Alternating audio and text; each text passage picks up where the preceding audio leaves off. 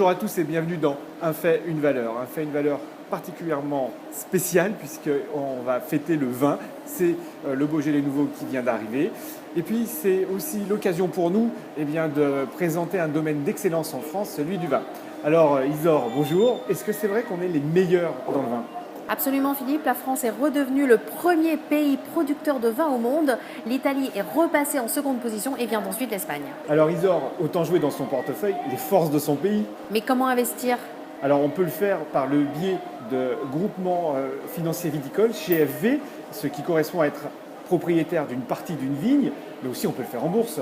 Absolument Philippe, il y a des titres cotés spécialisés dans le vin. Vous avez Henri Maire, vous avez Advini, vous avez Cotin Frères, Raphaël Michel et puis vous en avez aussi spécialisés dans le champagne. Je pense notamment à Lançon, à Vranken Pommery Monopole, à Paul Roger, Laurent Perrier, Lombard et Meudot. Donc vous en avez un certain nombre. Alors ça fait rêver tout ça, je me vois déjà au milieu des vignes, mais revenons à quelque chose de plus sérieux. Moët et Chandon et les autres, ils sont cotés, non ?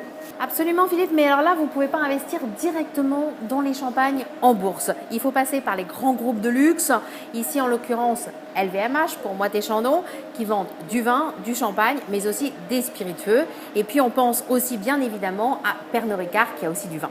Existe-t-il un moyen de voir comment le secteur se comporte en bourse ? Tout à fait, il existe un indice sectoriel boisson, un indice qui a d'ailleurs plutôt bien performé puisqu'il a pris 50% en France en 5 ans, ce qui est pas mal, contre pour le CAC 40 uniquement une dizaine de pourcents, donc une belle performance. Mais attention Isor, le vin est souvent peu liquide, alors il faut bien diversifier et consommer avec modération, mais quand même on peut trinquer, chin chin.